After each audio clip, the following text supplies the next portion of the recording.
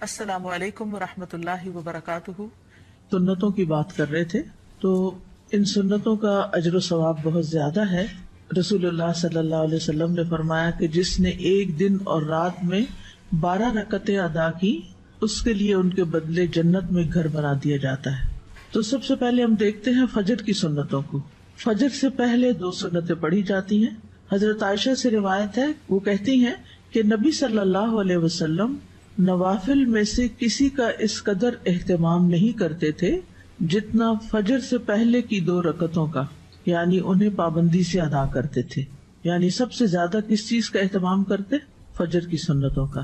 نبی صلی اللہ علیہ وسلم کسی حال میں بھی یہ سنتیں نہیں چھوڑتے تھے۔ قابوس اپنے والد سے روایت کرتے ہیں، انہوں نے کہا کہ میرے والد نے ایک عورت کو عائشہ رضی اللہ تعالی عنہا کی طرف بھیجا تاکہ وہ ان سے سوال کرے کہ کون سی نماز رسول اللہ صلی اللہ علیہ وسلم کو زیادہ محبوب تھی، یعنی آپ پسند کرتے تھے، یعنی جس پر آپ ہمیشگی کرتے تھے، کبھی بھی آپ اس کو نہیں چھوڑتے تھے۔ تو انہوں نے کہا وہ نماز جو آپ کسی صورت نہ چھوڑتے، خواہ صحت مند ہوتے یا مریض ہوتے یا سفر میں ہوتے یا مقیم ہوتے، وہ فجر سے پہلے کی 2 رکعتیں ہیں۔ سمجھ آ گئی؟ یعنی آپ کو یہ نماز بہت زیادہ محبوب تھی، فجر سے پہلے کی 2 سنتیں جو کسی حال میں بھی آپ نہیں چھوڑتے تھے، نہ صحت کی حالت میں، نہ مرض کی حالت میں، نہ سفر کی حالت میں، نہ قیام کی حالت میں۔ اگر کوئی چیز نبی صلی اللہ علیہ وسلم کو محبوب ہو، آپ کو پیاری ہو، تو ہمیں بھی پیاری ہونی چاہیے۔ بہت سے لوگ اس بات کا دعویٰ تو کرتے ہیں کہ وہ اللہ تعالیٰ سے محبت کرتے ہیں، ہم سب یہ دعویٰ کرتے ہیں، لیکن اس محبت کو ثبوت نہیں دیتے۔ اس محبت کا ثبوت رسول اللہ صلی اللہ علیہ وسلم کی سنت کی پیروی میں ہے۔ اگر ہمیں واقعی اللہ تعالیٰ سے محبت ہے تو پھر ہمیں کیا کرنا چاہیے؟ صبح سویرے اٹھ کر جو پہلی نماز ہم پڑھتے ہیں، یعنی دن کے آغاز میں، وہ صحیح طور پر ادا ہونی چاہیے، یعنی اس کے صرف فرض نہ پڑھ لیں بلکہ سنتیں بھی پڑھیں۔ صحیح مسلم کی حدیث ہے، حضرت عائشہ رضی اللہ عنہا روایت کرتی ہیں، رکعت الفجر خیر من الدنیا وما فیہا، فجر سے پہلے کی 2 رکعتیں دنیا اور جو کچھ اس میں ہے اس سے بہتر ہیں۔ دنیا کی کوئی بھی چیز جس کو حاصل کرنے کا ہمیں شوق ہوتا ہے، اس کے لیے ہم کتنی ایفرٹ لگاتے ہیں، کتنی تگ و دو کرتے ہیں، کتنی بھاگ دوڑ کرتے ہیں، اور پھر اگر وہ مل جائے تو کتنے خوش ہوتے ہیں اور سب کے ساتھ شیئر کرتے ہیں۔ ان سب چیزوں سے بہتر ہے یہ 2 رکعتیں۔ ایک اور روایت ہے صحیح مسلم کی، حضرت عائشہ رضی اللہ عنہا سے روایت ہے کہ نبی صلی اللہ علیہ وسلم نے طلوع فجر کے وقت 2 رکعت نماز پڑھنے کے بارے میں فرمایا کہ ان کو پڑھنا میرے نزدیک ساری دنیا سے زیادہ محبوب ہے۔ قال فی شأن الرکعتین عند طلوع الفجر، فجر کب طلوع ہوتی ہے؟ جب سورج نکلتا ہے، جب آپ روزہ بند کرتے ہیں، جب رات کا اختتام ہو جاتا ہے۔ ابن القیم رحمہ اللہ کہتے ہیں کہ جب آپ صلی اللہ علیہ وسلم سورۃ الفاتحہ سے فارغ ہو جاتے تو آپ اس کے علاوہ کسی اور سورت کو پڑھنے لگتے، اور کبھی آپ اس سورت کو لمبا کرتے، کبھی سفر یا کسی اور وجہ سے سورت کو ہلکا کر دیتے، اکثر میانہ روی اختیار کرتے۔ 3 صورتیں ہو گئی، کون سی؟ خوب لمبا، بالکل چھوٹا اور درمیانہ۔ تو اکثر کیا کرتے تھے؟ درمیان میں رہتے۔ سورۃ فاتحہ کے بعد کی قرات کا حکم ابو سعید خدری رضی اللہ عنہ سے مروی ہے کہ ہمیں ہمارے نبی صلی اللہ علیہ وسلم نے نماز میں سورۃ فاتحہ اور جو سورت آسانی سے پڑھ سکیں اس کی تلاوت کا حکم دیا ہے۔ یعنی عام حکم کیا ہے؟ اٹس این اوپن چوائس، جو آپ کا دل چاہے پڑھے، پابندی نہیں ہے اس میں۔ جیسے سورۃ فاتحہ کی تو کیا ہے؟ پابندی ہے کہ وہی پڑھنی ہے آپ نے، اس کا آلٹرنیٹ کوئی نہیں دیا گیا، لیکن باقی قرآن کی قرات میں آپ کے پاس آلٹرنیٹ ہے، جو چاہے پڑھے۔ سری اور جہری قرات کا حکم، سری کا مطلب ہے خاموش اور چپکے چپکے، اور جہری کا مطلب بلند آواز سے۔ ابن عباس رضی اللہ عنہما سے روایت ہے، انہوں نے فرمایا کہ نبی صلی اللہ علیہ وسلم کو جس نماز میں بلند آواز سے پڑھنے کا حکم ہوا، آپ نے اس میں بلند آواز سے قرات کی، اور جس میں آہستہ پڑھنے کا حکم ہوا وہاں آپ نے آہستہ پڑھا۔ یعنی یہ 2 نمازیں آہستہ اور باقی جہری، یہ آپ کو ایسا ہی کرنے کا حکم ملا ہے۔ وما کان ربک نسیا، تمہارا رب بھولنے والا نہیں ہے، ایسا نہیں کہ رب سے بھول ہو گئی ہے کوئی۔ لقد کان لکم فی رسول اللہ اسوۃ حسنہ، تمہارے لیے اللہ کے رسول میں بہترین نمونہ ہے، ان کی پیروی کرنا ہی زیادہ بہتر ہے۔ پھر ہے قدر بلند آواز سے قرات کرنا۔ ابن عباس رضی اللہ عنہما سے مروی ہے، کہتے ہیں کہ نبی صلی اللہ علیہ وسلم کی قرات اس قدر بلند ہوتی کہ حجرے میں موجود لوگ اس کو سن لیتے، جبکہ آپ گھر کے صحن میں ہوتے تھے، یعنی اپنے گھر میں پڑھ رہے ہوتے تھے اور باہر لوگ سن پاتے تھے. اسی طرح اور صحابہ بھی جب اپنے گھر میں پڑھ رہے ہوتے تھے تو راستے سے گزرنے والوں کو آواز آ رہی ہوتی تھی، اور آپ صلی اللہ علیہ وسلم اندھیرے میں بھی لوگوں کے گھروں کے پاس سے جب گزرتے تو ان کی آوازوں کی وجہ سے ان کے گھروں کو پہچان لیتے تھے. مسجد نبوی میں بھی لائٹ نہیں تھی تو کہاں مدینہ کی گلیوں میں گپ اندھیرے میں بھی آپ کو پتہ چل جاتا تھا کہ یہ کس کا گھر ہے، یہ کس کا ہے، کہ ان کی راتیں آباد ہوتی تھیں اور وہ اونچی آواز میں قرات کر رہے ہوتے تھے. اور جب لائٹ ہی نہیں تھی تو مصحف دیکھ کے کہاں سے پڑھنا ہوتا تھا اس وقت رات کے وقت تہجد میں. ان کے حافظے اچھے تھے، قرآن جتنا نازل ہوتا اس کو یاد کر لیا کرتے تھے. سینکڑوں کی تعداد میں حافظ لوگ موجود تھے، اور ایسے بھی تھے جن کو کچھ نہیں پڑھنا ہوتا تھا. یہ تو ہر دور میں رہا ہے. ام ہانی سے روایت ہے، وہ فرماتی ہے کہ میں اپنے گھر کی چھت پر نبی صلی اللہ علیہ وسلم کی قرات سن لیا کرتی تھی، یعنی اتنی بلند آواز سے آپ پڑھتے. عورت کا بھی جہری نمازوں کو بلند آواز سے پڑھنا. ابن باز رحمہ اللہ کہتے ہیں عورت کے لیے مستحب ہے، یعنی پسندیدہ ہے کہ وہ جہری نماز میں اپنی آواز اونچی کرے، جیسا کہ فجر کی نماز اور رات کی پہلی اور دوسری نماز جیسے مغرب اور عشاء ہے. عورت کے لیے بھی مردوں کی طرح یہ نمازیں جہری پڑھنا مستحب ہیں. ہاں، اگر غیر آدمی اس کے آس پاس ہوں تو ان کے سامنے آہستہ آواز میں سری نماز پڑھنا افضل ہے، اور اگر وہ جہری نمازوں میں بھی آہستہ پڑھ لے تو اس میں کوئی حرج نہیں، یعنی عورت کے لیے چوائس ہے، چاہے تو اونچا پڑھ لے اور چاہے تو دل میں پڑھ لے. سری نمازوں کی قرات. جابر بن عبداللہ سے روایت ہے کہ انہوں نے فرمایا ہم لوگ امام کے پیچھے ظہر اور عصر کی نمازوں میں پہلی 2 رکعتوں میں سورۃ فاتحہ اور کوئی اور سورت پڑھتے، اور بعد کی 2 رکعتوں میں صرف سورۃ فاتحہ پڑھتے. سمجھ آگے؟ ظہر اور عصر میں پہلی 2 رکعتوں میں فاتحہ کے بعد کوئی سورت، اور آخری 2 رکعتوں میں صرف سورۃ فاتحہ. باقی نمازوں میں بھی ایسے ہی ہوتا ہے، لیکن اس میں پہلی 2 رکعتوں میں جہری قرات ہوتی. مقتدی سری نمازوں کی آہستہ قرات کرے گا. عمران بن حسین سے روایت ہے، انہوں نے کہا رسول اللہ صلی اللہ علیہ وسلم نے ہمیں ظہر یا عصر کی نماز پڑھائی، پھر فرمایا تم میں سے کس نے میرے پیچھے سبح اسم ربک الاعلی پڑھی؟ تو ایک آدمی نے کہا میں نے پڑھی، اور میں اس سے خیر کے سوا اور کچھ نہیں چاہتا تھا، یعنی نیکی سمجھ کے کیا ایسے. آپ نے فرمایا مجھے علم ہو گیا تھا کہ تم میں سے کوئی مجھے اس میں الجھا رہا ہے، یعنی آپ بھی وہی سورت پڑھ رہے تھے اور پیچھے والا بھی تھوڑی تھوڑی اونچی آواز میں پڑھنے لگا، اور وہ نیکی کی نیت سے پڑھنے لگا کہ چلو میں بھی. بعض اوقات کوئی قاری اتنا اچھا پڑھ رہا ہوتا ہے کہ انسان بھول ہی جاتا ہے کہ اس نے چپ کر کے سننا ہے، وہ بھی ساتھ شروع ہو جاتا ہے. تو ان کی بھی یہی کیفیت ہوئی. تو اس سے امام الجھتا ہے اور امام بھولتا ہے، اس لیے خاموشی رکھنی چاہیے. عبداللہ بن عمر سے مروی ہے کہ ایک مرتبہ نبی صلی اللہ علیہ وسلم نے اعتکاف کے دوران لوگوں کو خطبہ دیتے ہوئے فرمایا تم میں سے جو شخص بھی نماز پڑھنے کے لیے کھڑا ہوتا ہے در حقیقت وہ اپنے رب سے سرگوشی کرتا ہے، اس لیے تمہیں معلوم ہونا چاہیے کہ تم اپنے رب سے کیا سرگوشی کر رہے ہو، اور تم نماز میں ایک دوسرے سے اونچی قرات نہ کیا کرو. نماز میں ایک دوسرے سے اونچی قرات نہ کیا کرو. عبداللہ بن مسعود رضی اللہ عنہ سے مروی ہے، انہوں نے کہا کہ صحابہ نبی صلی اللہ علیہ وسلم کے پیچھے قرات کیا کرتے تھے تو آپ نے فرمایا تم نے مجھ پر قرآن کو مشتبہ کر دیا. یہ پچھلی حدیث ہے نا کہ ایک دوسرے سے اونچی قرات نہ کیا کرو. اس کا مطلب یہ ہے کہ اگر کچھ لوگ اپنی اپنی نماز بھی پڑھ رہے ہیں، جیسے سنت وغیرہ پڑھ رہے ہیں، تو اس میں اتنی اونچی آواز سے نہ پڑھے کہ جو پاس کھڑا ہے وہ ڈسٹرب ہو جائے. کئی لوگ امام کے پیچھے بھی آہستہ آہستہ اونچا پڑھتے ہیں، وہ دوسرے کو خلل میں ڈال دیتے ہیں. تو اتنی بس آواز ہو کہ آپ خود ہی سن سکیں، دوسرا ڈسٹرب نہیں ہونا چاہیے. اگر فرض نماز میں ہم غلطی سے آخری 2 رکعت میں بھی کوئی سورت پڑھ لیں، کوئی حرج نہیں. آرڈر امپورٹنٹ ہے، ضروری نہیں. ضروری نہیں. اچھا ہے اگر ہو، لیکن اگر یاد نہ رہے تو حرج نہیں. جو قرآن نماز میں پڑھا جاتا ہے وہ زیادہ افضل ہوتا ہے، زیادہ باعث اجر ہے بنسبت اس کے کہ جو خالی ہم مصحف لے کے بیٹھ کے پڑھتے ہیں. یعنی نماز کے اندر جو ہم تلاوت کرتے ہیں وہ افضل ہے. الذین آتیناہم الکتاب یتلونہ حق تلاوتہ اولئک یؤمنون بہ ومن یکفر بہ فاولئک ھم الخاسرون.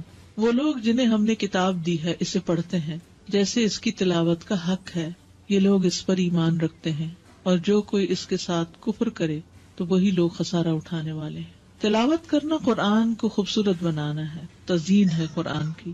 براء ابن عازب سے روایت ہے، کہتے ہیں کہ رسول اللہ صلی اللہ علیہ وسلم نے فرمایا زینوا القرآن، قرآن کو زینت بخشو باصواتکم، اپنی آوازوں سے. سبحان اللہ. ہر چیز کو بیوٹیفائی کرتے ہیں نا، آپ اپنے چہرے کو بیوٹیفائی کرتے ہیں، اپنے گھر کو کرتے ہیں، اپنی چیزوں کو کرتے ہیں، اپنے ہاتھوں کو، ناخنوں کو، کس کس چیز کو. یعنی انسان کے اندر ایک یہ حص ہے نا کہ اسے خوبصورت چیزیں اچھی بھی لگتی ہیں اور وہ ان کے لیے کوشش بھی کرتا ہے. اب جو چیزیں تو نظر آتی ہیں ان کو تو آپ اپنے ہاتھوں سے کچھ اوپر لگا کے کچھ کر کے خوبصورت بناتے ہیں، لیکن قرآن کو آپ کیسے خوبصورت بناتے ہیں، زینت بخشتے ہیں اس کو خوبصورت آواز سے پڑھ کے، عمدہ طریقے سے پڑھ کے. ہم لوگ قرآن کو زینت کیسے بخشتے ہیں؟ خوبصورت غلاف چڑھا کے، مخمل کے، اور ستارے پھر اوپر لگا لیتے ہیں، اور ستاروں کے اوپر موتی بھی لگا لیتے ہیں اور پھر اوپر رکھ دیتے ہیں اور اس سے گھر کو سجاتے ہیں. اور جب پڑھنے کی باری آتی ہے تو 2 لائنیں ٹھیک سے نہیں پڑھ سکتے، جبکہ نبی صلی اللہ علیہ وسلم نے فرمایا زینوا القرآن باصواتکم، اپنی آوازوں کے ذریعے قرآن کو زینت بخشو. ہر انسان کے اندر اچھی آواز سننے کا ایک ذوق پایا جاتا ہے اور آوازیں انسان کے دل پر اثر انداز ہوتی ہیں. گانا لوگ کیوں پسند کرتے ہیں؟ اگرچہ الفاظ اس کے گھٹیا بھی ہوتے ہیں اور لوگوں کو اس گانے کے بعض اوقات یا نعت کا خاص طور پر ان کو الفاظ کو کچھ سمجھ نہیں آ رہی تھی کیا پڑھا جا رہا ہے، صرف آواز ہوتی ہے اس میں. یعنی بعض اوقات جیسے اب ربیع الاول آیا چاہتا ہے اور گھر گھر میں میلاد ہوتے ہیں تو اس میں بس نعتوں کی جو سلیکشن کر لیتے ہیں لوگ، اس میں بعض اوقات ٹوٹلی وہ شرکیہ ہوتے ہیں الفاظ، بعض اوقات ویسے ہی غلط ہوتے ہیں. اور جب ان سے پوچھا جائے کہ یہ کیا ہے، اس کا مطلب کیا، تو ایک دفعہ ایسے ہی مجھے کسی نے لیکچر کے لیے بلایا تو میں وہاں گئی تو مجھے پتا چلا کہ یہاں تو کوئی میلاد ہے. تو مجھ سے پہلے کسی نے، ایک بہت پڑھی لکھی خاتون تھی، انہوں نے ایک نعت پڑھی. جب وہ پڑھ نہیں تھی تو میں نے لکھ لیا یہ کیا کہہ رہی ہیں. پھر میں نے اس سے آغاز کیا، میں نے کہا کہ ان الفاظ کا معنی کیا ہے. آپ نے سوچا، اب دیکھیے کہ اس کا مطلب یہ بنتا ہے. مکمل شرک تھا. تو ان کی آنکھیں کھل گئی. یہ کہا جا رہا تھا کیونکہ کوئی سوچتا ہی نہیں کہ کہہ کیا رہے ہیں، صرف کس چیز کو فالو کرے تھے، ٹیونز کو. وہ انڈین گانوں کی ٹیونز، کبھی کسی کی کبھی کسی کی، تو صرف کاپی کیا جا رہا ہو. کیونکہ انسان کے اندر ایک طلب ہے نا. اب اس کو پتا چلا گانا سننا تو منع ہے، اچھے الفاظ نہیں ہے، شرم کی بات ہے، تو چلو نعت سن لیتے. نعت کو وہ الٹرنیٹ بنا لیتے، اور جب وہ نعت سننے لگتے ہیں تو اس میں وہ گانے سے بھی زیادہ بدترین جب شرک آ جاتا ہے اس میں عمل برباد. آپ دیکھیے شرک ایسی چیز ہے جس سے عمل برباد ہو جاتے ہیں، معمولی چیز نہیں ہے.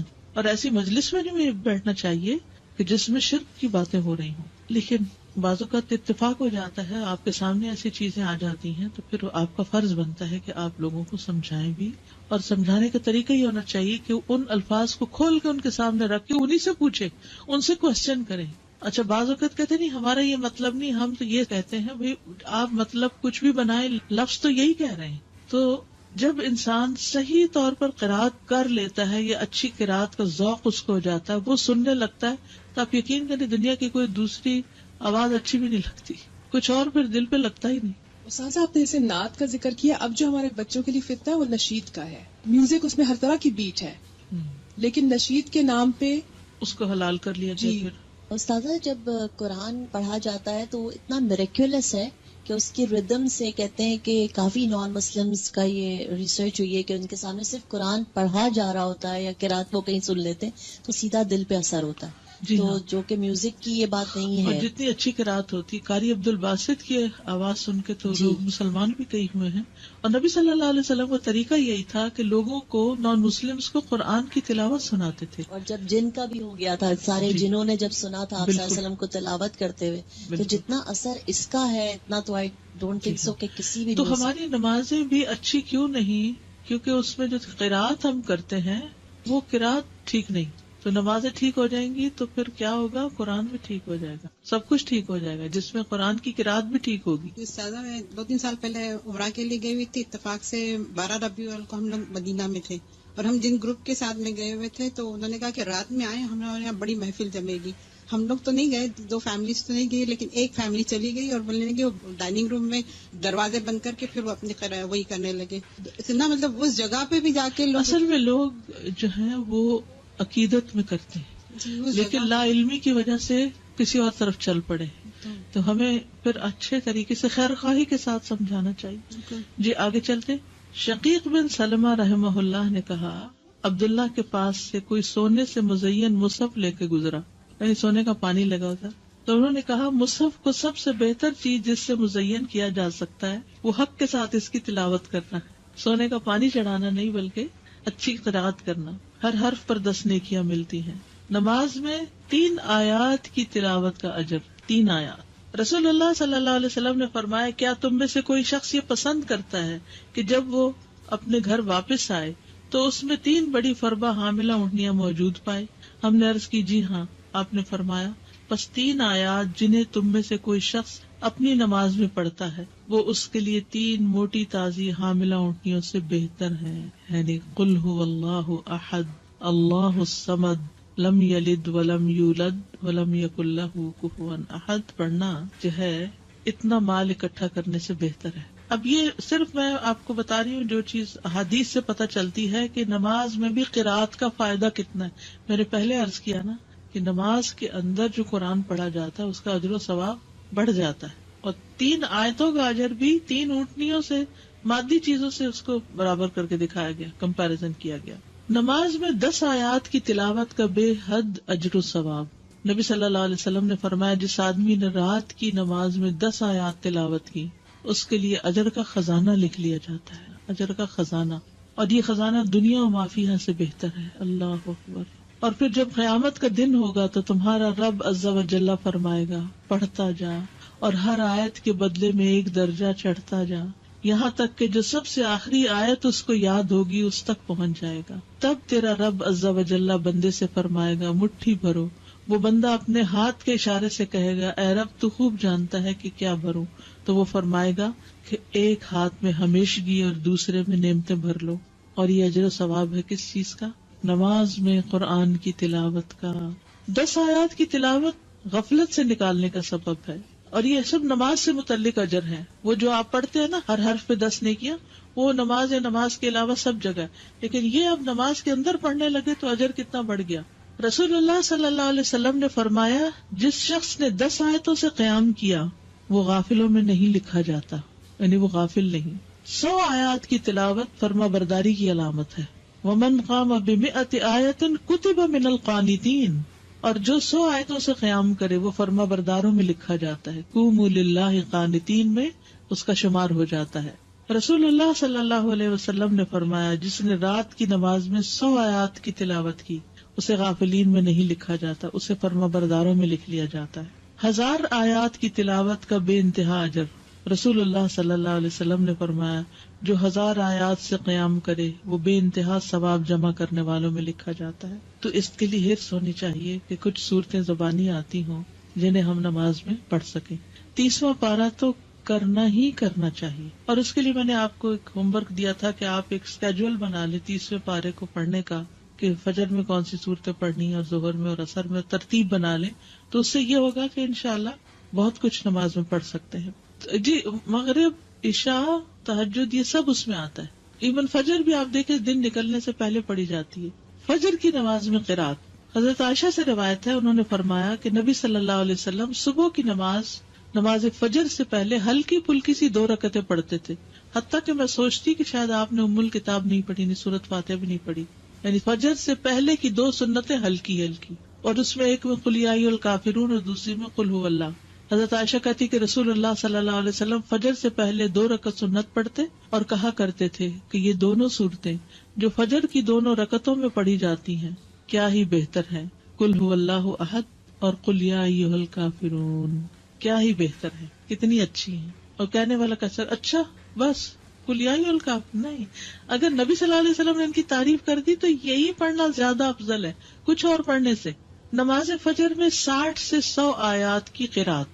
ابو برزہ الاسلمی سے روایت ہے، وہ کہتے ہیں کہ رسول اللہ صلی اللہ علیہ وسلم عشاء کو تہائی رات تک مؤخر کر دیتے اور اس سے پہلے سونے اور بعد میں گفتگو کرنے کو ناپسند فرماتے، اور فجر کی نماز میں 100 سے لے کر 60 آیتیں تلاوت فرماتے، اور ایسے وقت میں سلام پھیرتے جب ہم ایک دوسرے کے چہرے کو پہچان سکتے تھے، یعنی روشنی ہو جاتی تھی، یہ مطلب ہے۔ ابو برزہ رضی اللہ عنہ سے روایت ہے کہ رسول اللہ صلی اللہ علیہ وسلم صبح کی نماز میں 60 سے 100 آیات کی قرات فرماتے تھے۔ صبح کی نماز میں 60 سے 100 آیات کی تلاوت کرتے. سورت واقعہ اور اس جیسی صورتیں پڑھنا. جابر بن سمرہ فرماتے ہیں کہ رسول اللہ صلی اللہ علیہ وسلم بھی تمہاری نمازوں کی طرح نمازیں پڑھایا کرتے تھے جس طرح آج کل تم پڑھاتے ہو، لیکن وہ نماز میں تخفیف فرماتے نہیں، ہلکا پڑھاتے تھے، اور ان کی نماز تمہاری نماز سے ہلکی ہوتی تھی. وہ نماز فجر میں سورت واقعہ اور اس جیسی صورتیں پڑھتے تھے. سورت قاف کی قرات، فجر کی نماز میں سورت قاف یا اس کی جیسی دوسری صورتیں پڑھا کرتے. صافات کی قرات یعنی سورت صافات بھی آپ نے پڑھی.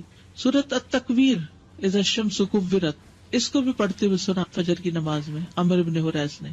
سورت المؤمنون کی آیات یعنی پوری سورت نہیں بلکہ اس کی آیات. عبداللہ بن صاحب سے روایت ہے، انہوں نے کہا نبی صلی اللہ علیہ وسلم نے ہمیں مکہ میں صبح کی نماز پڑھائی تو سورت مؤمنون کی قرات شروع کی، حتیٰ کہ موسیٰ اور ہارون علیہ السلام کا ذکر آیا یا عیسیٰ علیہ السلام کا ذکر آیا تو اس وقت نبی صلی اللہ علیہ وسلم کو کھانسی آنے لگی تو آپ رکوع میں چلے گئے.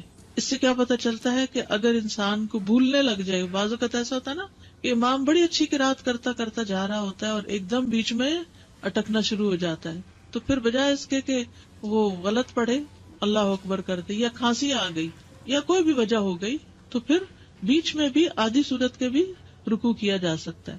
بعض اوقات یہ بھی ہو سکتا ہے کہ آدھی ایک رکعت میں اور آدھی دوسری رکعت میں. سورت الروم کی قرات صبح کی نماز میں آپ نے کی. سورت زلزال کی قرات، اب آپ دیکھیے کہاں لمبی لمبی صورتیں بھی اور کہاں اذا زلزلت الارض زلزالہا. سورت الفلق اور الناس کی قرات، کبھی ایسا ہوتا ہے نا دیر سے آنکھ کھلی آپ کی تو لمبی تو نہیں پڑھ سکتے تو پھر کیا ہے 2 چھوٹی صورتیں پڑھ لیں، یہ بھی آپ کی سنت ہے. مختلف آیات کی قرات یعنی پوری صورت نہیں کچھ آیتیں. یہ بھی سوال آتا ہے نا کچھ لوگوں کی طرف سے کہ اگر سورت البقرہ کی آخری آیات مثلاً ہم پڑھ رہے ہیں یا آیت الکرسی پڑھ رہے ہیں تو کیا یہ کافی ہے؟ جی ہاں کافی ہے. اور اس کی دلیل کیا؟ خطبہ بن مالک سے روایت ہے کہ انہوں نے فجر کی نماز میں نبی صلی اللہ علیہ وسلم کو وَالنَّخْلَ بَاسِقَاتٍ لَهَا طَلْعٌ نَضِيدٌ کی قرات کرتے ہوئے سنا، یعنی یہاں سے پڑھا. کل آپ نے دیکھا ہوگا جمعے کی نماز میں سورت العلیٰ اور سورت الغاشیہ کی آخری آیتیں پڑھی گئی، پوری صورت نہیں پڑھی گئی کیونکہ جمعے کا ٹائم ہمارے یہاں مختصر ہوتا ہے. یہاں ابن عباس کہتے کہ رسول اللہ صلی اللہ علیہ وسلم فجر کی 2 رکعتوں میں سے پہلی میں قرآن میں سے آیت قولوا آمنا باللہ وما انزل الینا والا حصہ پڑھتے جو سورت البقرہ کی آیت ہے، اور دوسری میں آل عمران کی آیت آمنا باللہ واشہد بأننا مسلمون والا حصہ پڑھتے، یعنی ایک میں ایک سورت دوسری میں دوسری کا حصہ. ابن عباس سے روایت ہے کہ انہوں نے کہا رسول اللہ صلی اللہ علیہ وسلم فجر کی 2 رکعتوں میں قرآن میں سے قولوا آمنا باللہ اور تعالوا الی کلمۃ سواء بیننا وبینکم پڑھا کرتے تھے. مختلف صحابہ کی نماز فجر کی قرات، اس میں عمر رضی اللہ عنہ نے پہلی رکعت میں سورت البقرہ کی 120 آیات پڑھی. کہاں تک پہنچتے؟ پہلا سپارہ ختم ہو جاتا ہے. پھر عبداللہ بن مسعود پہلی رکعت میں سورت انفال کی 40 آیات اور دوسری رکعت میں مفصلات میں سے سورت پڑھی، یعنی ایک میں آیات پڑھی اور ایک میں پوری سورت پڑھی. ایسے بھی کیا جا سکتا ہے. ضروری نہیں کہ اگر آپ نے ایک میں آیات پڑھی تو دوسری میں بھی آیات پڑھیں، یا ایک میں سورت پڑھی تو دوسری میں بھی سورت، دونوں طرح. قتادہ نے اس شخص کے متعلق جو ایک سورت کو 2 رکعتوں میں اس کے 2 حصے کر کے یا ایک ہی سورت کو 2 رکعت میں دہراتا ہے، فرمایا یہ سب اللہ کی کتاب ہے، ہر طرح سے پڑھنا جائز ہے. سورت اخلاص کی قرات ہر سورت میں ایک صحابی پڑھتے تھے تو آپ کو شکایت کی گئی تو آپ نے پوچھا اس سے تو اس نے جواب دیا مجھے اس سورت سے محبت ہے. آپ نے فرمایا تیرا اس سورت سے محبت کرنا تجھے جنت میں داخل کر دے گا. ٹھیک ہے. اچھا، جمعے کے دن فجر کی نماز کی پہلی رکعت میں سورت السجدہ اور دوسری میں الدہر پڑھا کرتے تھے. اچھا، یہ جو ساری احادیث آپ کے سامنے میں نے رکھی ہیں، اس سے آپ کو سمجھ میں کیا آیا؟ پہلے تو حفظ ہونی چاہیے، بالکل ٹھیک ہے. ہم لمبی بھی پڑھ سکتے ہیں، ایز پر سچویشن چھوٹی بھی پڑھی جا سکتی ہے. آیات بھی کسی سورت کے منتخب کر کے پڑھ سکتے ہیں اور پوری سورت بھی پڑھ سکتے ہیں. جی، فجر کی نماز لمبی پڑھی ہے. اب آگے ظہر اور عصر مغرب سب نمازوں کا انشاءاللہ ذکر کریں گے کہ کیا کیا پڑھا ہے. مجھے ذاتی طور پر اس کا بڑا ہی شوق ہوتا تھا کہ پتہ چلے کہ آپ کیا پڑھتے تھے، کس نماز میں کتنا پڑھتے تھے. تو انشاءاللہ یہ چیزیں آپ کے سامنے آئیں گی تاکہ اس میں سے جو چاہیں آپ پھر اختیار کر لیں. ٹھیک ہے. اگر فرض نماز میں نے شروع کی اور میں ایک سورت شروع کیا لیکن اس کو بھول گئی ہوں تو میں کوئی اور شروع کر سکتی ہوں اس کی جگہ؟ اور آپ یہ جو 60 to 100 آیات کہہ رہی ہیں، یہ ایک رکعت میں کہ دونوں ملا کے؟ دونوں طرح. نماز کے بعد کے اذکار، ایک بار اللہ اکبر کہنا، اور اونچی آواز میں. ابن عباس کہتے ہیں میں نبی صلی اللہ علیہ وسلم کی نماز کے مکمل ہونے کو تکبیر کی وجہ سے سمجھ جاتا تھا، یعنی سلام پھیرنے کے بعد آپ اللہ اکبر کہتے. نمبر 2، 3 بار استغفر اللہ کہنا، میں اللہ سے بخشش مانگتا ہوں. صوبان کہتے ہیں کہ رسول اللہ صلی اللہ علیہ وسلم جب اپنی نماز سے فارغ ہوتے تھے تو 3 مرتبہ استغفار فرماتے. ولید کہتے ہیں کہ میں نے اوزائی سے پوچھا آپ استغفار کس طرح فرمایا کرتے تھے، تو انہوں نے کہا آپ اس طرح فرماتے استغفر اللہ استغفر اللہ استغفر اللہ. اس کی کیا حکمت ہے؟ نماز کے بعد استغفار کرنے. استغفار کا مطلب ہے بخشش مانگنا، یعنی اگر کوئی ہم سے غلطی ہو گئی ہے، بھول چوک ہو گئی ہے، تو اللہ تعالیٰ اس کو معاف کر دینا اور ہماری نماز قبول کر لینا غلطی معاف کر کے. نمبر 3، اللہم انت السلام ومنک السلام تبارکت ذی الجلال والاکرام. استغفار کے بعد صوبان رضی اللہ عنہ کہتے ہیں کہ رسول اللہ صلی اللہ علیہ وسلم جب اپنی نماز سے فارغ ہوتے تو 3 مرتبہ استغفار فرماتے اور یہی پڑھتے اللہم انت السلام آخر تک. نمبر 4، لا الہ الا اللہ وحدہ لا شریک لہ لہ الملک ولہ الحمد وہو علی کل شیء قدیر 3 بار. حدیث ہے مغیرہ بن شعبہ کے کاتب وارد سے مروی ہے کہ معاویہ رضی اللہ عنہ نے مغیرہ کو لکھا کہ کوئی حدیث جو آپ نے رسول اللہ صلی اللہ علیہ وسلم سے سنی ہو وہ مجھے لکھ کر بھیجے.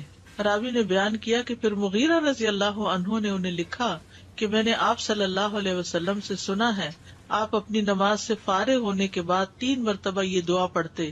یہ پیغمبروں کی دعا ہے نا جو عرفہ کے دن سب پیغمبروں نے مانگی. لا الہ الا اللہ وحدہ لا شریک لہ لہ الملک ولہ الحمد وہو علی کل شیء قدیر. 5ویں دعا ہے لا الہ الا اللہ وحدہ لا شریک لہ لہ الملک ولہ الحمد وہو علی کل شیء قدیر. اللہم لا مانع لما اعطیت ولا معطی لما منعت ولا ينفع ذا الجد.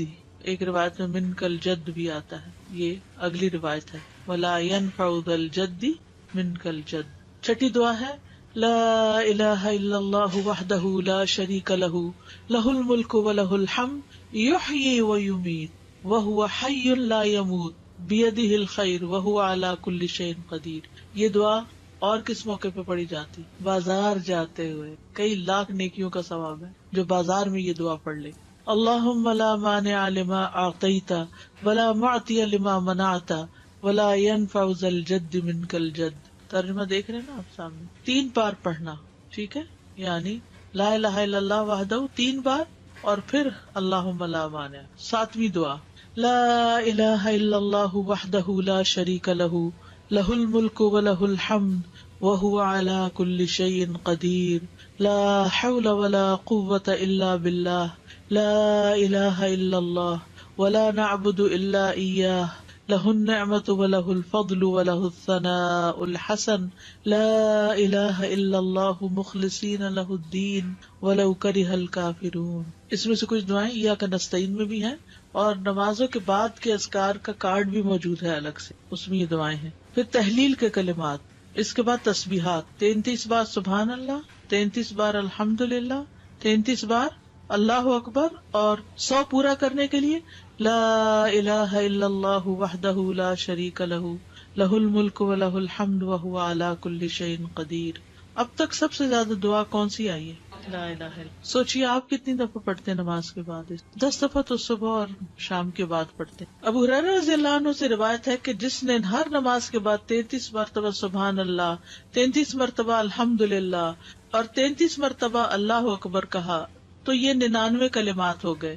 اور 100 کا عدد پورا کرنے کے لیے لا الہ الا اللہ وحدہ لا شریک لہ لہ الملک ولہ الحمد وہو علی کل شیء قدیر کہہ لیا تو اس کے سارے گناہ معاف کر دیے جائیں گے، اگرچہ وہ سمندر کی جھاگ برابر ہوں. 1.5 منٹ لگتا ہے، 1.25 منٹ لگتے ہیں جس میں آپ یہ سارا عمل کر سکتے ہیں. اور اللہ سبحانہ وتعالیٰ کو وہ عمل زیادہ پسند ہے جو روزانہ کیا جائے، ادومہا، دوام سے کیا جائے، اللہ کہ کوئی مجبوری ہو. اس میں آپ دیکھیے نماز پڑھ لی آپ نے 10 منٹ میں، فرض پڑھ لیے تو یہ 2 منٹ میں کیا مشکل ہے، 2 سے بھی کم منٹ لگتے ہیں. بعض روایات میں اللہ اکبر 34 بار پڑھنے کا بھی آتا ہے. یہ تسبیحات 10 دفعہ بھی پڑھی جا سکتی. عبداللہ ابن عمر سے مروی ہے کہ نبی صلی اللہ علیہ وسلم نے فرمایا 2 خصلتیں یا 2 عادتیں ایسی ہیں کہ اگر کوئی مسلمان بندہ ان کی پابندی کر لے تو جنت میں داخل ہوگا. پابندی اور وہ بہت آسان ہے مگر ان پر عمل کرنے والے بہت کم ہیں. ایک یہ ہے کہ ہر نماز کے بعد 10 مرتبہ سبحان اللہ، 10 مرتبہ الحمدللہ اور 10 مرتبہ اللہ اکبر کہے. تو زبان کی ادائیگی کے اعتبار سے 150 بار ہے، یعنی ساری نمازوں میں، مجموعی طور پر 5 نمازوں کے بعد، اور ترازو میں 1500 ہوں گے. اور جب سونے کے لیے اپنے بستر پر آئے تو 34 بار اللہ اکبر، 33 بار الحمدللہ اور 33 بار سبحان اللہ کہے.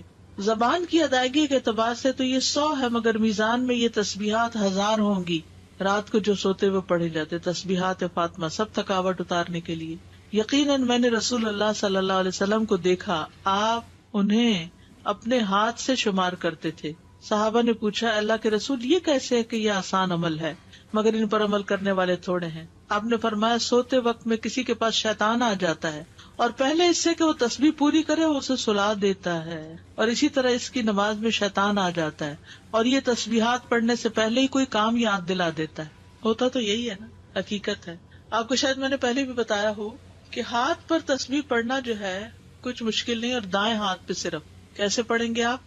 سبحان اللہ سبحان اللہ سبحان اللہ، اور اوپر سے اب نیچے آ جائیے سبحان اللہ سبحان اللہ سبحان اللہ سبحان اللہ سبحان اللہ سبحان اللہ، نیچے سے اوپر، اور پھر سبحان اللہ سبحان اللہ اوپر سے. تو یہ ہم 2 ہاتھوں پہ الگ الگ پڑھتے ہیں نا، اور بایاں ہاتھ بھی لگاتے ہیں. تو اس سے افضل کیا ہے ایک ہی ہاتھ پر 33 بار پڑھنا. اور جب یہ پورا ایک ہاتھ اوپر نیچے دونوں طرف ہو جائے تو 3 بس مزید پڑھ لینا. آپ کر کے دیکھیے، بہت آسان ہے. شروع میں جب مجھے پتا چلا کہ ایک ہاتھ پہ پڑھنا ہے تو میں تو بڑی پریشان ہوئی کہ میں تو ہر وقت کنفیوز ہی رہوں گی کہ کتنا پڑھا کتنا نہیں.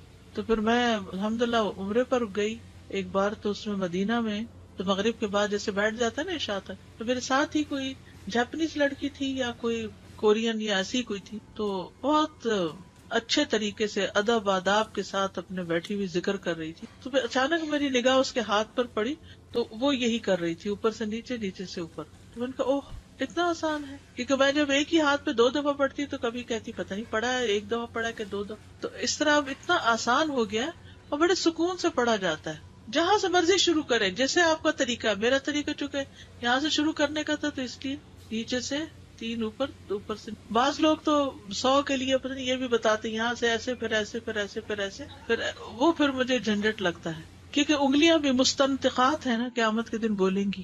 25 بار تسبیحات پڑھنا، یعنی یہ بھی جائز ہے. ٹھیک ہے. آیت الکرسی جنت میں جانے کا راستہ. رسول اللہ صلی اللہ علیہ وسلم نے فرمایا جو شخص ہر فرض نماز کے بعد آیت الکرسی پڑھے اس کو موت کے علاوہ کوئی چیز جنت میں جانے سے نہیں روک سکتی. سبحان اللہ. یعنی نماز پڑھی اور نماز کے بعد آیت الکرسی پڑھ کے آپ دیکھیے کتنی دیر لگتی ہے، شاید ہارڈلی منٹ بھی نہ لگتا ہو. اور یہ سب سے افضل آیت ہے. ابو ذر غفاری کہتے ہیں کہ میں مسجد حرام میں داخل ہوا اور رسول اللہ صلی اللہ علیہ وسلم کو اکیلے دیکھ کر آپ کے پاس آ کر بیٹھ گیا.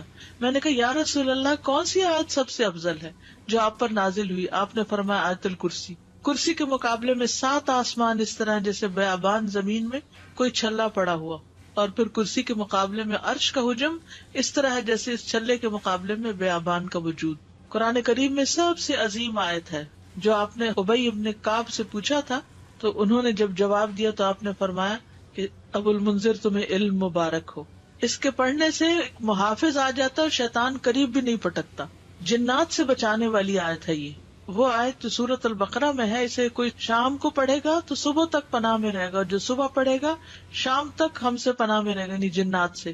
معوذات، سورۃ الاخلاص، سورۃ الفلق، سورۃ الناس، یہ بھی ایک بار پڑھنا ہوتی ہے نماز کے اذکار میں. عقبہ بن عامر کہتے ہیں کہ رسول اللہ صلی اللہ علیہ وسلم نے مجھے حکم دیا تھا کہ میں ہر نماز کے بعد معوذات پڑھا کروں. ہر نماز کے بعد معوذات پڑھا کروں. معوذات کی فضیلت کیا ہے؟ ان کی مثل پچھلی کتب میں کوئی صورت نہیں. یہ اتنی افضل صورتیں ہیں. رسول اللہ صلی اللہ علیہ وسلم نے فرمایا اے عقبہ بن عامر کیا میں تمہیں ایسی صورتیں نہ سکھاؤں جو نہ تورات میں نازل ہوئی، نہ زبور میں، اور نہ انجیل میں، اور نہ ان جیسی فرقان میں ہے. تم پر ایک رات بھی ایسی نہ آئے کہ تم ان کو نہ پڑھو. جیسے ہم کہتے ہیں نا ایک دن بھی نہ آئے، جیسے عربی میں کہتے ہیں ایک رات بھی نہ گزرے.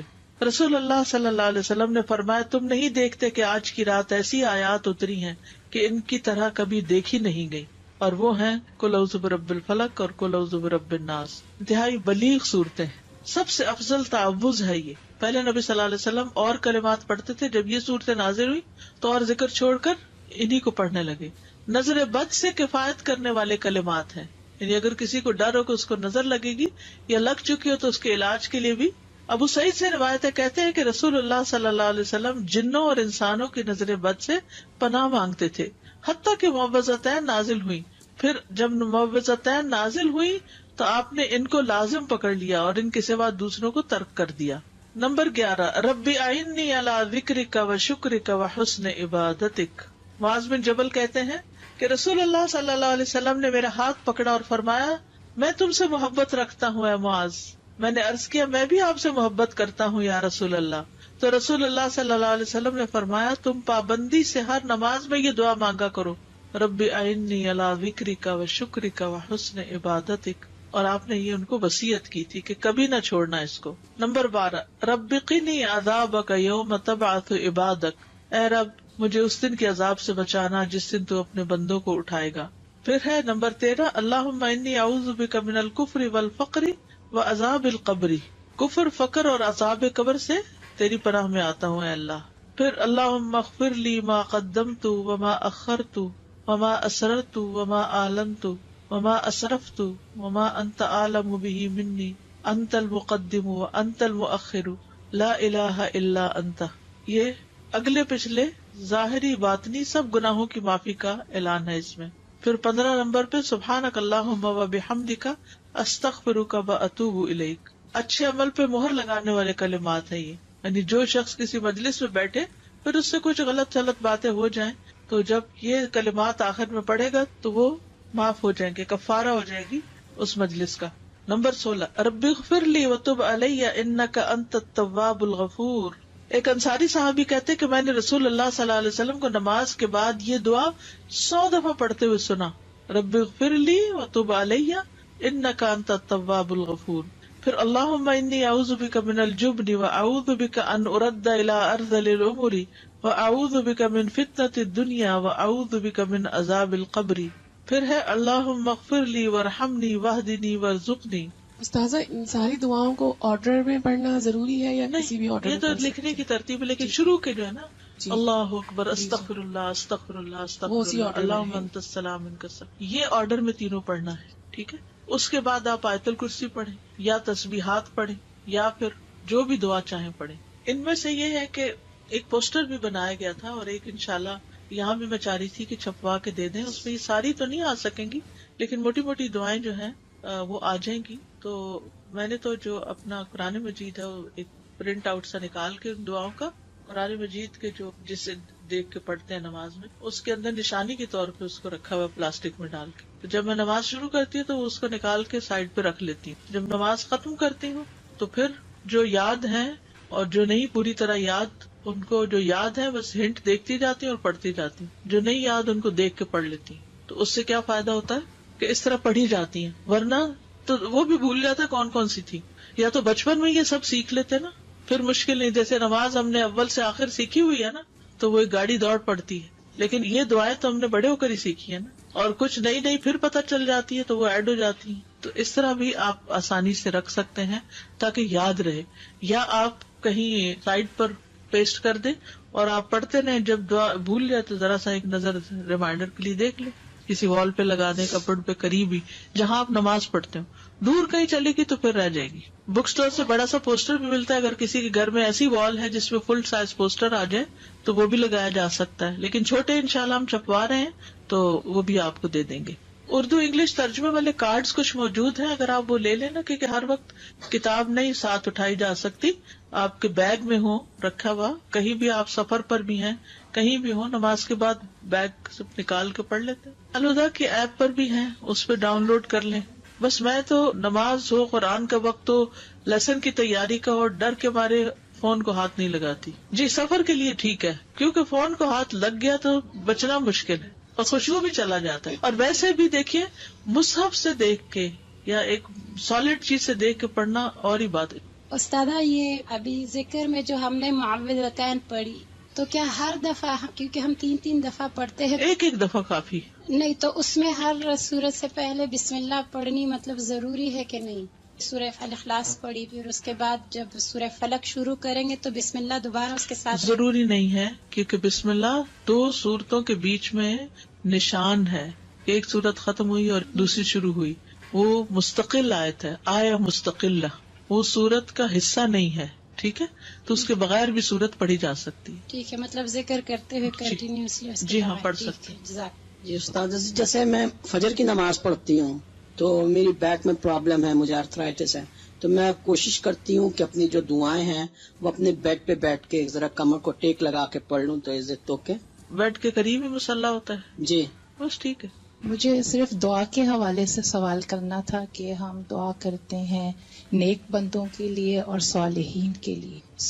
بظاہر جو لوگ نیک اور صالحین کی کیٹیگری میں نہیں آتے، ہم جج نہیں کر رہے، لیکن بظاہر کیا ہم ان کے لیے دعا کر سکتے ہیں؟ سب کے لیے. ہمارا گمان یہ ہونا چاہیے کہ کچھ لوگوں کی نیکیاں ظاہر ہوتی ہیں اور کچھ کی ہڈن ہوتی ہیں. جی بالکل. ہم ان کے نام لے کے بھی کر سکتے ہیں. نماز میں تو نہیں نام لیں گے، لیکن بعد میں جی ہاں بالکل کر سکتے. Thank you. اساتذہ، اگر ہم جیسے فجر نماز کے بعد ہم بیٹھے اذکار کر رہے ہیں تو ان بٹوین جیسے ہم اٹھتے ہیں جیسے بچوں کو اٹھانے کے لیے پریئر کے لیے ایسے، تو اس کا پھر کیا ہوتا ہے؟ یعنی وہ سلسلہ مطلب معذوری ہے، مجبوری ہے، کیونکہ میں کرتے کرتے جا رہی ہوں، کیونکہ اتنا گلٹی فیل ہوتا ہے کہ اگر ان کی نماز چلی گئی ہمارے ذکر اذکار ایگزیکٹلی وہ دونوں طرف ہو رہا ہے، بڑا نقصان ہے. جی تو پھر واپس آ کے بیٹھ جائیں. ایسے ہی کر رہی ہوتی ہوں تو کر سکتے ہیں. کر سکتے ہیں. جزاک اللہ. جب عشاء کی نماز پڑھتے ہیں رات کو تو وہ آخری نماز ہو تو اس کے بعد جو تسبیحات کرتے ہیں تو بیڈ پہ دوبارہ جب جاتے ہیں تو وہ ہو جائے گا بیچ میں 1.5 منٹ کی بات. ٹھیک ہے. نماز فجر اور نماز مغرب کے کچھ دیگر اذکار، یعنی باقی نمازوں کے سب کے ایک ہے، فجر اور مغرب میں کچھ اور بھی ہے.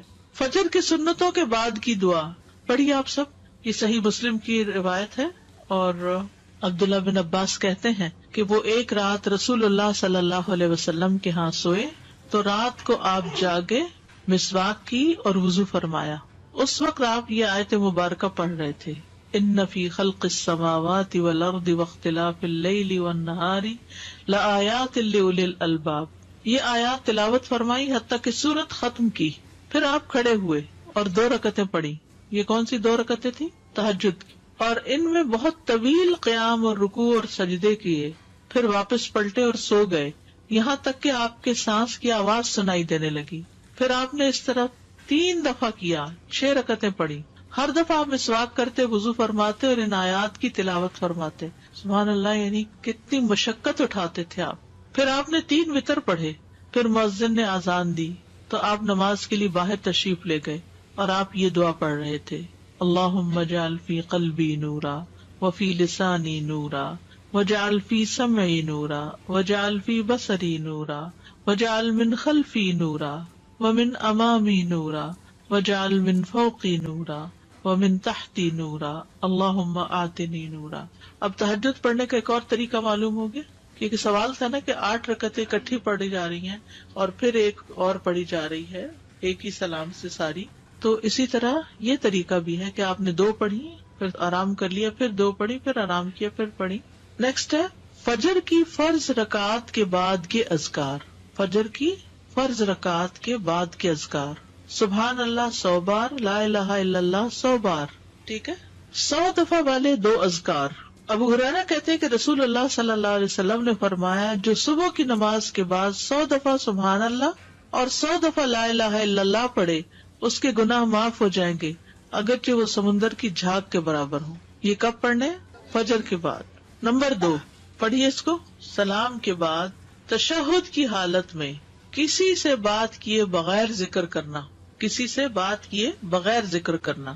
ابو ذر سے مروی ہے کہ رسول اللہ صلی اللہ علیہ وسلم نے فرمایا، جو شخص فجر کی نماز کے بعد نماز میں تشہد میں بیٹھنے کی طرح اپنی ٹانگ کو دوہرا کیے ہوئے ہو اور کسی سے بات کیے بغیر 10 مرتبہ لا الہ الا اللہ وحدہ لا شریک لہ لہ الملک ولہ الحمد یحیی ویمیت وہو علی کل شیء قدیر پڑھے گا، اس کے لیے 10 نیکیاں لکھ دی جائیں گی، اس کے 10 گناہ معاف کر دیے جائیں گے، اس کے 10 درجات بلند کر دیے جائیں گے، اور وہ اس دن ہر برائی سے محفوظ رہے گا اور اسے شیطان کی پہنچ سے دور کر دیا جائے گا، اور اس دن اللہ کے ساتھ شرک کے علاوہ کوئی گناہ اس لائق نہیں کہ اس کو پکڑ میں مبتلا کر دے۔ لا علمی جو ہے، نا علم ہونا جو ہے کتنا نقصان دہ، کتنی دیر لگے گی اس طرح 10 دفعہ پڑھنے میں، لیکن شرط یہ ہے کہ نہ وضو ٹوٹا ہو، نہ آپ اٹھے ہو، نہ بات کی ہو، جدھر بیٹھے ہیں ادھر ہی ٹانگ موڑے ہوئے ہی، یعنی کسی گناہ پہ پکڑ نہیں ہوگی، شرک کیا تو پکڑ ہوگی، یہ مطلب ہے۔ مغرب کی نماز کے بعد کا ذکر، لا الہ الا اللہ وحدہ لا شریک لہ لہ الملک ولہ الحمد یحیی ویمیت وہو علی کل شیء قدیر۔ سلام کے بعد تشہد کی حالت میں ذکر کرنا۔ عبد الرحمن بن غنم رضی اللہ عنہ نبی صلی اللہ علیہ وسلم سے روایت کرتے ہیں کہ آپ نے فرمایا، جس نے نماز مغرب اور صبح کی نماز کے بعد التحیات کی حالت میں اٹھنے سے پہلے، یا مغرب کی نماز ٹھیک ہے، ٹانگ کو دوہرا کیے ہوئے 10 بار کہا لا الہ الا اللہ وحدہ لا شریک لہ لہ الملک ولہ الحمد یحیی ویمیت وہو علی کل شیء قدیر، تو ہر بار اللہ اس کے لیے 10 نیکیاں لکھتا ہے اور 10 گناہ اس سے دور کر دیتا ہے اور اس کے درجے بلند کر دیتا ہے 10، اور یہ اس کے لیے ہر بری چیز سے حفاظت اور شیطان مردود سے پناہ دینے والے ہوتے ہیں، اور کوئی گناہ سوائے شرک کے اس کو نہیں پہنچتا۔ یہ اس روز عمل میں سب لوگوں سے افضل ہوتا ہے سوائے اس شخص کے جس نے اس کے برابر ان کلمات کو پڑھا ہو یا اس سے بھی زیادہ۔ اور پھر انہی کلمات کو مغرب کے وقت اگر پڑھتا ہے انسان مغرب کے بعد، تو اس کا فائدہ کیا ہے؟ سنن ترمذی کی روایت میں آتا ہے، جو شخص لا الہ الا اللہ وحدہ لا شریک لہ لہ الملک ولہ الحمد یحیی ویمیت وہو علی کل شیء قدیر مغرب کے بعد 10 بار پڑھے گا، اللہ اس کی حفاظت کے لیے اسلحہ بردار فرشتے بھیجے گا جو اس کی صبح تک شیطان سے حفاظت کریں گے، صبح تک شیطان سے حفاظت۔ تو آپ سوچئے کہ کتنا بڑا اجر و ثواب اور کتنی بڑی پروٹیکشن ہے، کیونکہ بعض اوقات سارا وقت موڑنا مشکل ہوتا ہے۔ افضل پوزیشن نماز کے بعد اذکار کرنے کی کیا ہے؟ 2 زانوں کے بیٹھنا، لیکن اگر آپ اتنی دیر بیٹھ ہی نہیں سکتے، کچھ لوگوں کی تو ٹانگ مڑتی بھی نہیں ہے گھٹنوں کی تکلیف کی وجہ سے، تو پھر ایسی صورت میں 4 زانوں کے بھی بیٹھ سکتے ہیں۔ اگر نیچے بالکل ہی نہیں بیٹھا جا رہا تو پھر کرسی پہ بیٹھ جائیں۔ اللہ کو تو پتا ہے کہ آپ کیوں ایسے کر رہے ہیں، صرف ریسٹ کے لیے نہیں بلکہ مجبوری کے تحت، اس میں کنسنٹریشن زیادہ ہوتی ہے۔ نماز میں التحیات ہمیں ایسے کیوں پڑھنے کے لیے کہا گیا؟ اور کچھ پوزیشن تو بیٹھنا ہی بھی منع ہے۔ کون سی پوزیشن بیٹھنا منع ہے؟ ہاں، ایسے گھٹنے اوپر کر کے، کیونکہ یہ بہت ریلیکسنگ سی پوزیشن ہے نا، اس میں انسان عام طور پر جب بالکل کیئر فری بیٹھنا ہوتا ہے تو اس طرح بیٹھا ہوا ہوتا ہے نا، ریسٹ ریلیکس کرنے کے لیے۔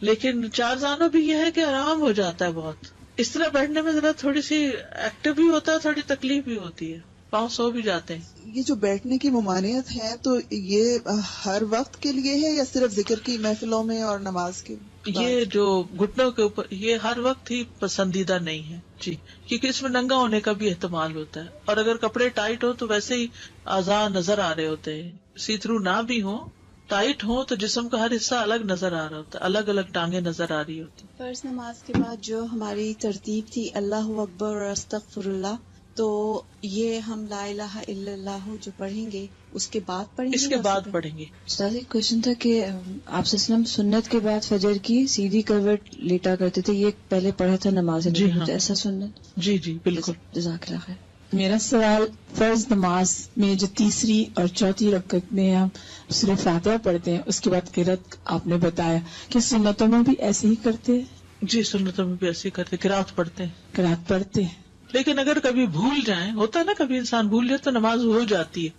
استاد ہمیں سکھایا ہی نہیں، کبھی سنت کی بات نہیں پڑھی آپ نے قرات؟ اوکے، اب کر لیا، اب کریں انشاءاللہ۔ استاذہ یہ میرا کافی عرصے سے کوشچن تھا کہ ابھی بھی ہم نے تشہد کی حالت میں نا یہ پڑھا فتنہ تو مسیح دجال سے بچنے کی دعا ہے، تو انسان کو ہوتا ہے کہ اتنی دیر تک میں نے کہاں زندہ رہنا ہے، تو یہ تھا میرا کوشچن، یہ کب سے تھا کہ میں نے کہیں سنا تھا آپ کے لیکچر میں کہ قبر میں بھی اس کا سوال کیا جائے گا، اتنا بڑا یہ فتنہ ہے۔ قبر کا جو وہ نا کہ فتنہ ہے مسیح دجال کے قریب قریب ہے، وہ قبر کا جو فتنہ ہے، فتنۃ القبر آتا ہے نا دعاؤں میں، اللہم انی اعوذ بک من فتنۃ القبر ومن عذاب القبر. تو فتنۃ القبر کیا؟ قبر کا امتحان، سوالات. تو وہ اتنی سختی سے ہوں گے کہ وہ مسیح دجال کے فتنے سے قریب تر ہے. وہ فتنہ بھی قبروں میں انسان آزمایا جائے گا.